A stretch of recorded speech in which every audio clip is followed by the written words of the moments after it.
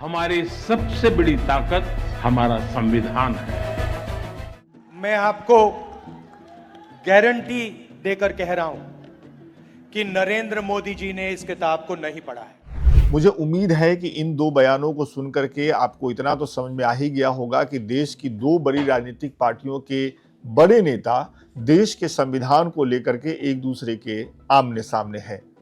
क्या मौका था, किस मौके पे ये बयानबाजी हुई है, इन बयानबाजियों के पीछे का खेल क्या है और ये क्यों हो रहा है, इसके डिटेल में आपको लेकर के चलते हैं।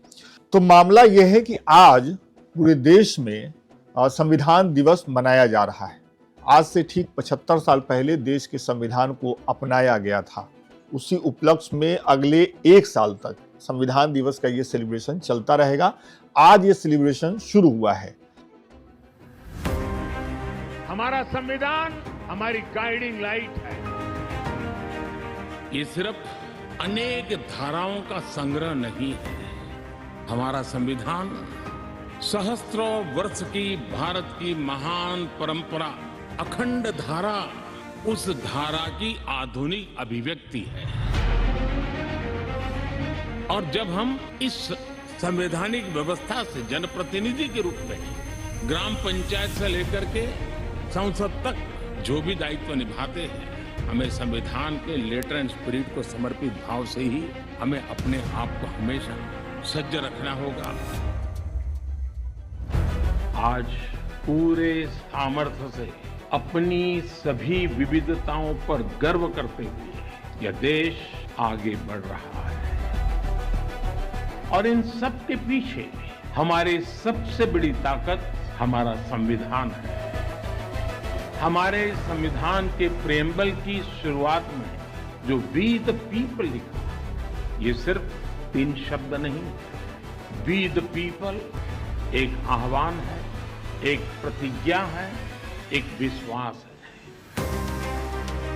संविधान में लिखी ये भावना उस भारत की मूल भावना है जो दुनिया में लोकतंत्र की जननी रहा है। अब पुराना संसद भवन याद है आपको, वो अब संविधान भवन है। तो इसी संविधान भवन में आज देश की राष्ट्रपति द्रौपदी मुर्मू पहुंची, दोनों सदनों के सांसद पहुंचे, मंच से प्रस्तावना पढ़ा गया, संविधान की प्रस्तावना का उपवाच किया गया। नेताओं ने, सभी लोगों ने, जितने सांसद थे, प्रधानमंत्री, राष्ट्रपति, लोकसभा के अध्यक्ष, उपराष्ट्रपति और राहुल गांधी चूंकि नेता प्रतिपक्ष हैं, और राज्यसभा में नेता प्रतिपक्ष मल्लिकार्जुन खड़गे मंच पे, और वहां से ये तमाम चीजें हुई। मैथिली में और संस्कृत में संविधान का अनुवाद होगा, इसकी भी घोषणा हुई। डाक टिकट भी जारी किया गया और सिक्का भी जारी किया गया। ये जो कार्यक्रम हुआ ये सरकार की तरफ से हुआ। इस कार्यक्रम के बाद भारतीय जनता पार्टी ने, जो कि संसद भवन से कुछ दूरी पर भारतीय जनता पार्टी का जो पार्टी ऑफिस है, वहां पर संविधान दिवस का आयोजन किया। और इस मौके पे भारतीय जनता पार्टी की जो मौजूदा अध्यक्ष हैं जेपी नड्डा, उन्होंने अपने नेताओं को संबोधित किया। संबोधित करते समय जेपी नड्डा क्या बोले, पहले ये सुन लीजिए। मैं यहाँ जब संविधान दिवस की बात चल रही है तो मैं यह भी बताना चाहूँगा कि कुछ लोगों ने, और विशेष करके एक पार्टी ने, संविधान की मूल धारा, मूल स्पिरिट, आत्मा पर एक बार नहीं अनेकों बार चोट पहुंचाने की कोशिश की, और इस संविधान को तोड़ने का भी प्रयास हुआ, इसमें कोई दो राय नहीं। और ये क्योंकि जब हम संविधान दिवस मनाते हैं तो सिर्फ खुशी नहीं मनाते हैं, हमको चैलेंजेस भी समझने चाहिए कि हमारे इस संविधान के इंटरप्रिटेशन को तोड़ मरोड़ करके, गलत तरीके से रख करके, किस तरीके से एक कुत्सित प्रयास हुआ है ताकि वह अपने स्वार्थों की सिद्धि कर सके और संविधान के मूल आत्मा पर भी आघात पहुंचा सके, इस बात का भी प्रयास हुआ है। और इसीलिए 2 वर्षों तक आपातकाल लगा रहा, और आपातकाल में हम सबको मालूम है कि आर्टिकल 19, 20, 21 और 22, आर्टिकल 19, 21 और 22, ये इसको बंदी बनाया गया एक तरीके से, इसको लागू नहीं होने दिया, फ्रीडम ऑफ स्पीच नहीं रही, फ्रीडम ऑफ प्रेस नहीं रही। 1,76,000 से ज्यादा लोग मीसा और डीआईआर में बंद हुए। 1,36,000 के आसपास, 1,36,000 के आसपास लोग हुए। और हम ये कह सकते हैं कि संविधान की रक्षा के लिए 75,000 से ज्यादा लोग हमारी विचारधारा के थे, जिन्होंने अपने आप को बंदी बनाया, 2 साल जेल में रहे, और कोई पता नहीं था उस समय कि हम जेल से बाहर निकलेंगे कि नहीं निकलेंगे, आजादी आएगी कि नहीं आएगी। लेकिन वो लड़ाई लड़ी गई और संविधान के रक्षक के रूप में हम सब लोग, जब यहां आज भारतीय जनता पार्टी के कार्यालय में हम संविधान दिवस, और यही नहीं मना रहे हैं, देश के हर जिले में मना रहे हैं, हर जिले कार्यालय में मना रहे हैं, तो उसके सही मायने में रक्षक भी हम हैं, और हमने ही रक्षा की, ये बात हमको ध्यान में रखना चाहिए। ये तो हुई भारतीय जनता पार्टी के हवाले से क्या कुछ हुआ। अब देश की सबसे बड़ी विपक्षी पार्टी कांग्रेस पार्टी ने संविधान दिवस का जो ये मामला है, ये जो दिन है, इस मौके पे उन्होंने संविधान रक्षक अभियान की शुरुआत की है। कांग्रेस पार्टी का ये कहना है कि जो मौजूदा सरकार है, जो मौजूदा प्रधानमंत्री हैं, उनसे देश की संविधान को खतरा है, लिहाजा अगले 60 दिनों तक कांग्रेस पार्टी देश के अलग अलग हिस्सों में अपने संगठन का इस्तेमाल करके लोगों को समझाएगी कि संविधान की क्या जरूरत है, उसको बदलने का क्या खेल चल रहा है। तो ये जो अभियान है, संविधान रक्षक अभियान, इसकी शुरुआत कांग्रेस पार्टी ने दिल्ली के ही ताल कटोरा स्टेडियम से की। इस स्टेडियम में कांग्रेस पार्टी के तमाम बड़े नेता, राहुल गांधी, मल्लिकार्जुन खड़गे, कांग्रेस पार्टी के दूसरे मुख्यमंत्री, सब मौजूद थे और सबने बारी बारी से भाषण दिया। इस मौके पे राहुल गांधी क्या बोले, उसका एक छोटा सा हिस्सा सुनते जाइए। नरेंद्र मोदी जी और बीजेपी की सरकार ने आज पार्लियामेंट हाउस में संविधान दिवस पर फंक्शन कराया।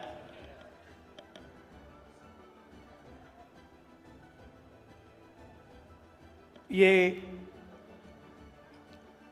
हिंदुस्तान का संविधान है।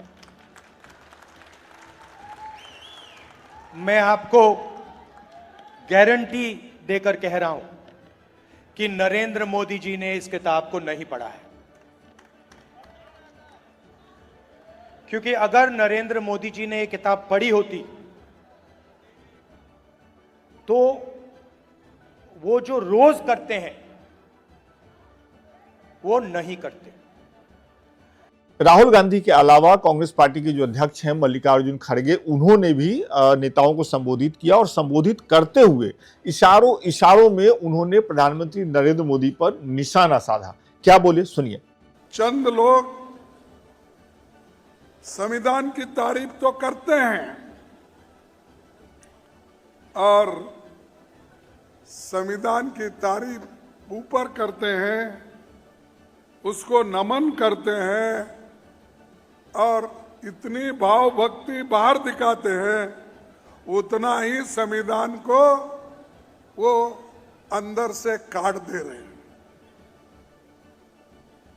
कि 18वीं लोकसभा का चुनाव संविधान को बचाने के लिए राहुल गांधी जी के नेतृत्व में चला और सबसे कामयाबी हमको जो मिली इस संविधान बचाने के लिए, उनका एक भारत जोड़ो यात्रा और दूसरा लोकतंत्र को बचाने के लिए सभी SC, STs, backwards, minorities, intellectuals, ये सब आगे आ गए हैं। इसीलिए हम मोदी जी को रोक पाए, नहीं तो मोदी जी डिक्टेटर बनते थे। आज उनको मेजॉरिटी नहीं है, वो माइनॉरिटी गवर्नमेंट है आज की। अब ये तो बात हुई कि भारतीय जनता पार्टी ने इस मौके पर अपने आयोजन में क्या कहा, सरकारी आयोजन में क्या कुछ हुआ, और कांग्रेस पार्टी ने अपने आयोजन में क्या कहा और किस आयोजन की शुरुआत की। लेकिन ये आप समझिए कि 2024 में, अब हम 2025 में जाने वाले हैं, तो एकाएक संविधान को लेकर के इतनी बातें क्यों हो रही है। आपको अगर ध्यान में हो तो पिछला लोकसभा का चुनाव जब लड़ा गया तो उसमें राहुल गांधी पूरे देश में जब घूमे, उसके पहले जो उनकी न्याय यात्रा हुई उसमें या बाद में चुनावी रैलियों में, उसमें वो संविधान की कॉपी लेकर के घूमते थे। और पूरा लोकसभा का चुनाव राहुल गांधी ने और खासतौर पे इंडिया गठबंधन के बड़े नेताओं ने इसी बात पे लड़ा कि भारतीय जनता पार्टी की जो सरकार है वो संविधान बदलने की तैयारी कर रही है। चुनाव के बाद जब परिणाम आए तो ये दिखा कि भारतीय जनता पार्टी को अपने दम पे बहुमत नहीं मिला और इस बात को कांग्रेस पार्टी ने और दूसरी इंडिया गठबंधन की पार्टियों ने अपनी जीत माना एक तरीके से। अब जब ये हुआ तो भारतीय जनता पार्टी को ये लगा कि संविधान दिवस का जो मौका है उसका उपयोग करके भारतीय जनता पार्टी पूरे देश में ये संदेश देगी कि संविधान को असल में जिसने घात पहुंचाया वो भारतीय जनता पार्टी नहीं, कांग्रेस है। इसलिए आपने नोटिस किया होगा तो जेपी नड्डा ने अपने भाषण में इमरजेंसी लगने का, इमरजेंसी के दौरान भारतीय जनता पार्टी के, जनसंघ के और आरएसएस के नेताओं के जेल जाने का विस्तार से वर्णन किया। अब जब भारतीय जनता पार्टी का ये गेम प्लान है, भारतीय जनता पार्टी की ये तैयारी है, तो कांग्रेस चुप तो नहीं रह सकती। तो कांग्रेस ने तैयारी की है संविधान रक्षक दिवस मनाने की और इस अभियान के तहत वो ये कह रहे हैं कि हम भी देश भर में जाएंगे, हम भी लोगों के पास जाएंगे और लोगों को समझाएंगे कि संविधान को खतरा है। अब ये सब संविधान के नाम पर ही हो रहा है। संविधान का निर्माण करने वाले ये सब जानते थे, इसलिए जब संविधान का निर्माण हुआ, जब संविधान को लेकर के रिसर्च चल रहा था, जब संविधान सभा एक के बाद एक कई बैठकें कर रही थी, तब इन तमाम चीजों का इंतजाम किया गया। अब आखिर में मुझे आपसे ये बताना है कि पक्ष विपक्ष की बात तो एक रही, पार्टियों की बात तो एक रही, लेकिन संविधान के बारे में जानना चाहिए, इसमें कहीं दो राय नहीं। तो अगर आप अपने बच्चों को संविधान के थोड़ा करीब लेकर के जाना चाहते हैं तो यहां काम की बात आ रही है। सबसे पहले दिल्ली में, अगर आप दिल्ली में हैं या दिल्ली घूमने आते हैं अपने बच्चों के साथ, तो एक जगह जहां आपको जाना चाहिए वो है प्रधानमंत्री संग्रहालय, पीएम म्यूजियम। त्रिमूर्ति मार्ग पे है ये। पहले वो जवाहरलाल नेहरू का निवास स्थान हुआ करता था, फिर उनका संग्रहालय था, बाद में वहां पे प्रधानमंत्री संग्रहालय बना, माफ करिएगा। तो वहां जो पंडित नेहरू का जो निवास स्थान है उसके जो नीचे वाला तल्ला है उसको एक तरीके से संविधान म्यूजियम के तौर पे बनाया गया। 3-4 कमरे हैं, बहुत अच्छे से वहां पे संविधान के बारे में पता चलता है। इससे भी आगे अगर मान लीजिए कि आप संविधान पे थोड़ी गहरी पढ़ाई लिखाई करना चाहते हैं, अपने बच्चों को पढ़ाना लिखाना चाहते हैं, तो आज ही मुझे इस वेबसाइट के बारे में पता चला है जिसका होम पेज आपके स्क्रीन पर है, constitutionofindia.net। ये बेंगलोर स्थित centre for law and policy research नाम की एक संस्था है, एनजीओ है, उसके द्वारा ये वेबसाइट बनाई गई है। यहाँ पे क्या है, यहाँ पे संविधान की मूल कॉपी मिलती है। यहां पे आपको संविधान सभा के जितने डिबेट हुए, जितनी बहसें हुई, 2 साल लगे थे संविधान बनने में, तो इन 2 सालों में जितनी बहसें हुई, जितनी बार संविधान सभा के सदस्य बैठे, वो सारी बहस मिलती है। आप एक एक शब्द पढ़ सकते हैं, मैंने पढ़ी है, तो कुछ बहसें मैंने पढ़ी है।